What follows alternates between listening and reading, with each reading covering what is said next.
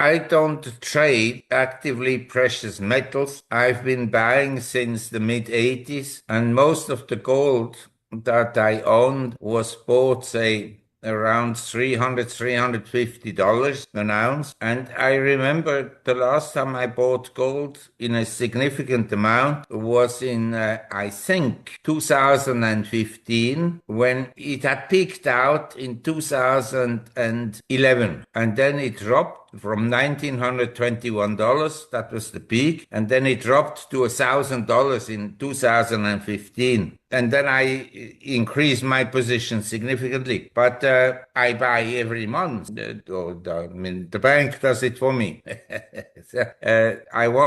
Let's put it this way. We have all assets, a house, stocks, bonds, commodities, and collectibles, and whatever. And we also have cash. And the level of cash we hold is defined by the liquidity preference. Is a term in economics, liquidity preference.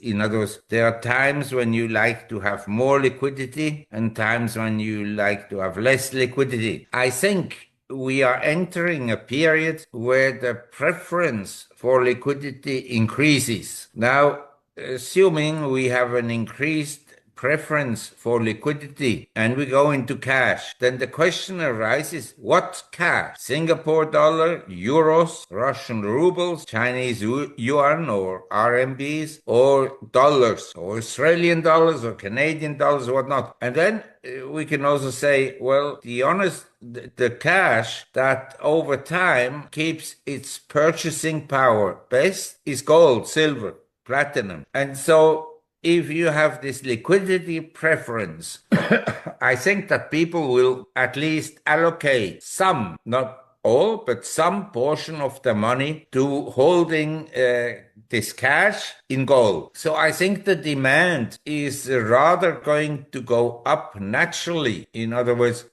there's so much paper money in the world, and the quantity of gold, silver, platinum is more limited. So I believe that it's wise to keep on accumulating gold. As I said, I wouldn't mortgage my house to buy gold. Maybe I should, I don't know. But my sense is that it's probably wiser to hold gold than cash. That in euros pays you very little. In Swiss francs pays you next to nothing in terms of interest. And in the US it pays you, say, 3 months deposit, 3.5%, 3.75%. I mean, I believe that, where do you live, if I may ask? In Ireland.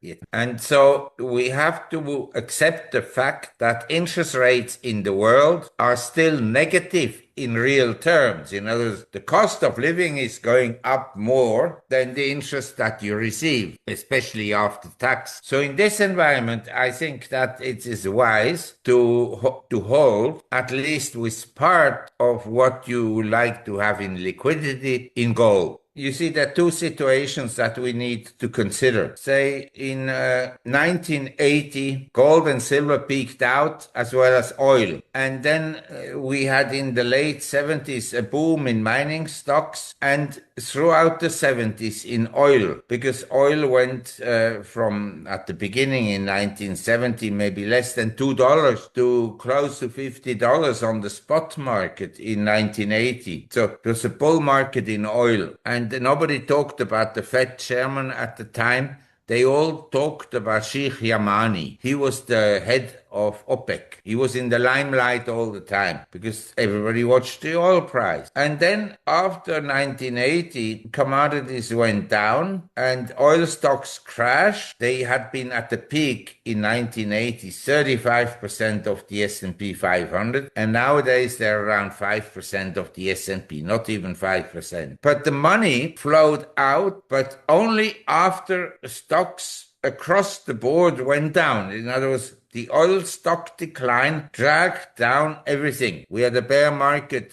from 1980 to 1982. In 82, stocks in America were no higher than they had been in 1964. And inflation adjusted, they were down 70%. The same happened, no, in Japan. I thought in 89 the stock market would crash in Japan and drag down the rest of the world. No, the money flowed out of Japan into the Nasdaq in America. And what you touched upon is very important. It is conceivable that the money will flow out of the FANG and tech stocks and semiconductors and move into other sectors or other markets or other asset classes. As I said, we could move much more money out of stocks into gold, silver, and platinum, or we could move money out of stocks into agricultural commodities or oil. You understand? The money doesn't disappear. It may go somewhere else. As it comes down to, there is no avoiding the negative consequences of theft. Like if you have a society where everybody steals from each other, you end up with an entire month. One of the effects is you end up with an entire month of pride where nude men roam the streets of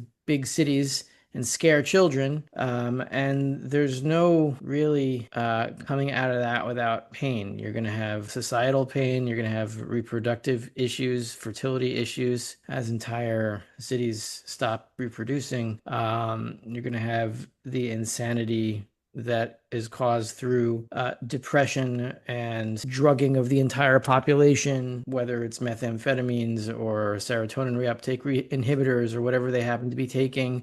And a lot of people are not even wise to this, that their kids are being drugged. These are all consequences of the same thing. And it's not like, you get back to a gold standard and then you live on the same standard of living. I mean, it's the restructuring of an entire economy. And that means that nobody has any idea what to do. Very few people. Most people are displaced, and displaced people become dangerous. There's no avoiding this. Like you always have to pay your debts, whether they're personal or spiritual or financial, and they're all linked together. Like it's all part of the same thing, and this all has to be paid for, including by the stackers. I wanted to deal with a possible objection to that, and then ask you a question. The possible objection would be there are so many vested interests that are extremely powerful. For example, just to illustrate how powerful they are, you have RFK Jr.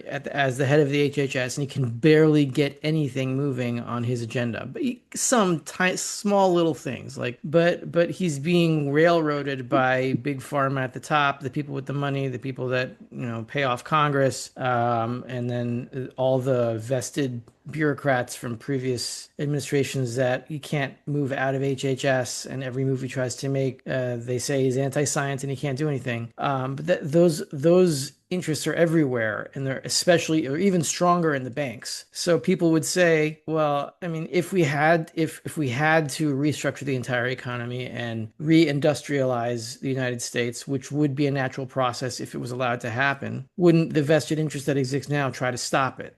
And the quick answer is they'd be out of money too, because they get their power from money from credit that is created through the debt that Congress issues and then the Federal Reserve ultimately buys. But once that can no longer siphon value off, then there's no value to that process, and almost instantly, these vested interests lose their core power. Like, it doesn't matter what they want to say because they have nothing left. They have no leverage left. And that's what people don't understand. Like, it's going to be hard for us, right? And we're at the bottom and we understand what's going on and we have no power. But the people that it's going to be hardest on are the people that really rely on the system for their power, because they're going to lose it. And they could go crazy at that point. What I wanted to ask you was, what do you think would happen mechanically if Trump did issue a 100-year gold bond or a 50-year gold bond or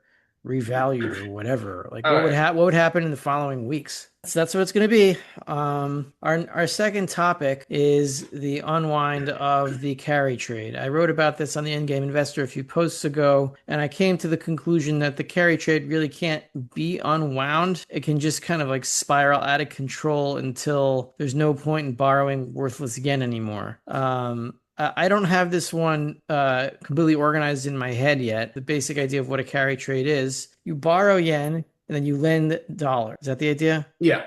Yeah. So you borrow yen at a low interest rate and you lend dollars at a higher interest rate by buying treasuries, and then you pocket the difference. And meanwhile, the people that you lend dollars to go out and they buy stocks with it, or AI bubble stuff or whatever. So it pumps up American assets, and it drives down interest rates. It drives down US interest rates. And as long as the differential between Japan and the United States exists, and it's been that way for decades. Yeah. Interest rates have been lower in Japan than they have in the United States, then the carry trade will keep going. And as the yen weakens, it becomes even more profitable, because when you pay back the yen, you pay it back in even weaker yen, and you earn that above your profit from the interest rate differential. But they have to buy the yen they have to buy the yen that they lent out. Yes. Or no, so they have to that they borrowed. Sorry, the yen that they borrowed. But since there's so much new yen coming online, because the Japanese are in a monetary crisis,